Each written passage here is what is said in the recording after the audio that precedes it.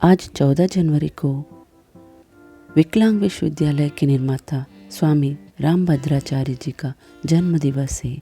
आज हम इनके जीवन के बारे में कुछ जानकारी प्राप्त करेंगे। किसी भी व्यक्ति के जीवन में नेत्रों का अत्यधिक महत्व है। नेत्रों के बिना उसका जीवन अधूरा है, पर नेत्र न होते हुए भी अपने जीवन को समाज सेवा का आदर्श बना देना सचमुच किसी देवी प्रतिभा का ही काम है।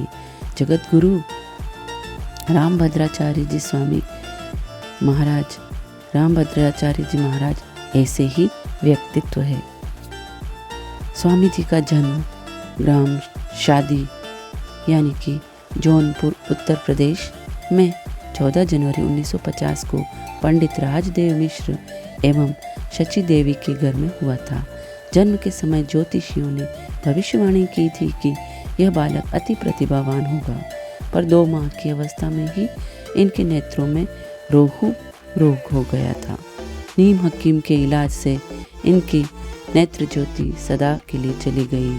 पूरे घर में शोक छा गया, पर इन्होंने अपने मन में कभी निराशा के अंधकार को स्थान नहीं दिया और 4 वर्ष की अवस्था में ही ये कविता करने लगे।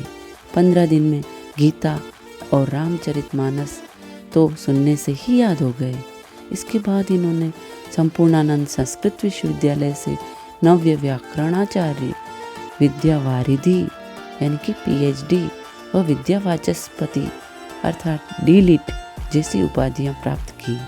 छात्र जीवन में पढ़े एवं सुने गए सैकड़ों ग्रंथ उन्हें कंठस्थ हैं। हिंदी, संस्कृत व अंग्रेजी सहित 14 भाषाओं के वे ज्ञाता हैं।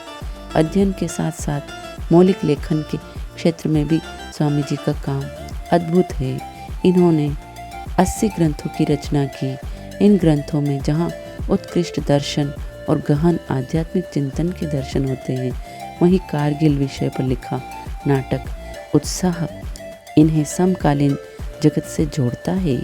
सभी प्रमुख उपनिषदों का आपने भाष्य किया है और प्रस्थानत्रयी के इनके द्वारा किए गए भाष्य का विमोचन श्री अटल बिहारी वाजपेयी जी ने किया है। बचपन से ही स्वामी जी को चौपाल पर बैठकर राम कथा सुनाने का बहुत शौक था। आगे चलकर वे भागवत, महाभारत आदि ग्रंथों की भी व्याख्या करने लगे। जब समाज सेवा के लिए घर बाधा बनने लगा तो इन्होंने 1983 में घर ही नहीं अपना नाम गिरिधर मिश्र भी छोड़ दिया। स्वामी जी ने अब चित्रकूट में डेरा लगाया और श्री रामभद्राचार्य के नाम से प्रसिद्ध हो गए। आखिर राम का नाम जो अपनाएंगे उनका बेड़ा पार अवश्य होता है। 1987 में इन्होंने यहाँ तुलसी पीठ की स्थापना की। 1998 में कुंभ में स्वामी जी को जगत गुरु तुलसी पीठाधीश्वर घोषित किया गया। तत्कालीन राष्ट्रपति डॉक्टर शंकर दयाल शर्मा के आग्रह पर स्वामी जी ने इंडोनेशिया में आयोजित अंतर्राष्ट्रीय रामायण सम्मेलन में भारतीय शिष्टमंडल का नेतृत्व किया।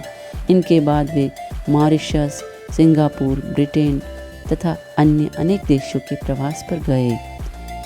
इसके बाद स्वयं नेत्रहीन होने के कारण स्वामी जी को नेत्रहीनों एवं विकलांगों के कष्टों का पता है। इसलिए इन्होंने चित्रकूट में विश्व का पहला आवासीय विकलांग विश्वविद्यालय स्थापित किया। इसमें सभी प्रकार के विकलांग शिक्षा पाते हैं और इसके अतिरिक्त विकलांगों के लिए गौशाला व अन्य के क्षेत्र भी हैं। राजकोट गुजरात में महाराज जी के प्रयास से 100 बिस्तरों का जयनाथ अस्पताल, बाल मंदिर, ब्लड बैंक आदि का संचालन हो रहा है।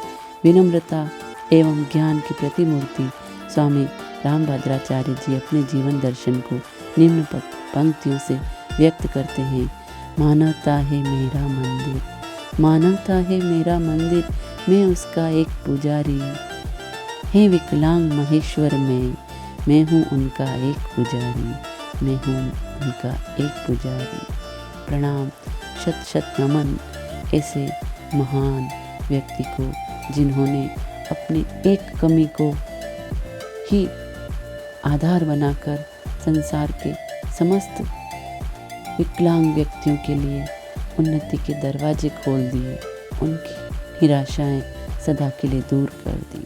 धन्य हो महान महान महान ऋषि, संत, कवि, ज्ञानी श्री रामभद्राचार्य जी महाराज।